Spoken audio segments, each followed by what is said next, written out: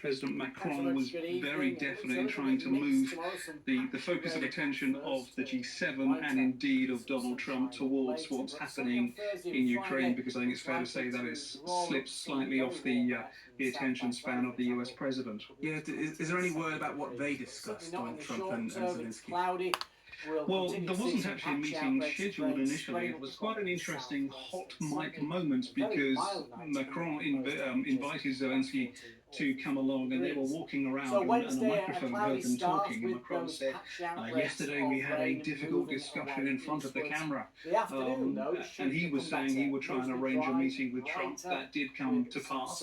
There was a meeting on both sides. Ukraine and the United States released photographs to say that. Effectively, what has happened with regards to Ukraine is still somewhat vague, although there has been a further European commitment, because they, of course, have taken up a lot of the slack in the last few months, because Ukraine is something that the Trump policy effectively seemed to be trying to push Ukraine in one direction, Russia in another.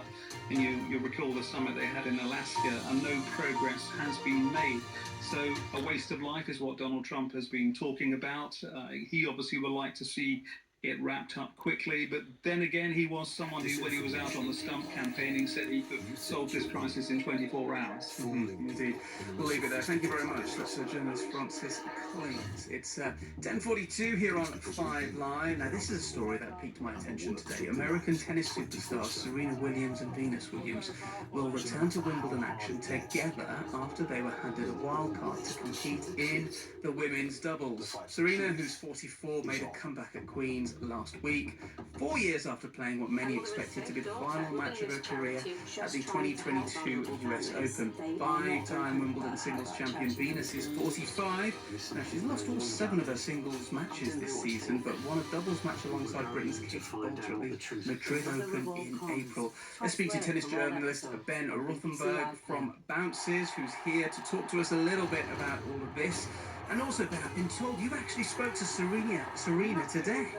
Yeah, that's right. I'm in Berlin covering the WTA tournament here, where Serena had the second match of her comeback. She lost 6-4, 6-4. She was playing this time with the Czech player Karolina Muchova, and she had her press conference afterwards. It was the first time I got to see Serena in person, and had a lot of questions about what she's been up to and what her plans are, including the question of a singles wildcard at Wimbledon. It was very interesting how Wimbledon did it.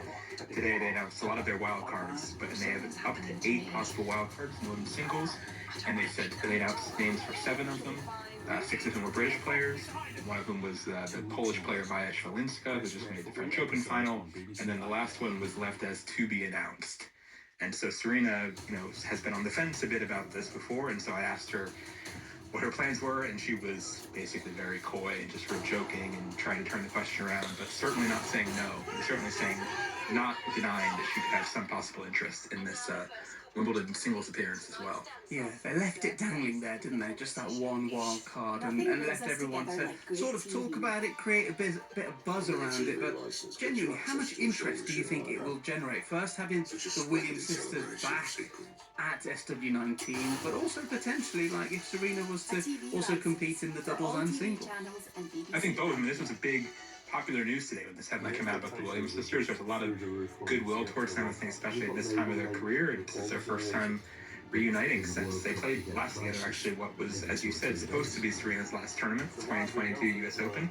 They're one of the most successful teams in history. They're 14-0 in Grand Slam finals in their history. They've won 3 Olympic gold medals together, and obviously the novelty or the uniqueness of them being a pair of siblings doing all this together in lockstep in the sport from their very unlikely background they had as children as well. Really is one of the best stories in sports history, and so for them to add another chapter to Wimbledon, there's already a lot of excitement for, and they are the kind of stars who can elevate doubles to big relevance, but singles is always the main event at a Grand Slam, and so Serena dipping her toe back into that water would be huge news as well. Yeah, there is the doubles. It's fair to say the doubles draw is stacked this year with Bublik and Nick also being given wild cards on the men's side. So yeah, I'm going to definitely tune in, and I always do anyway. But the doubles.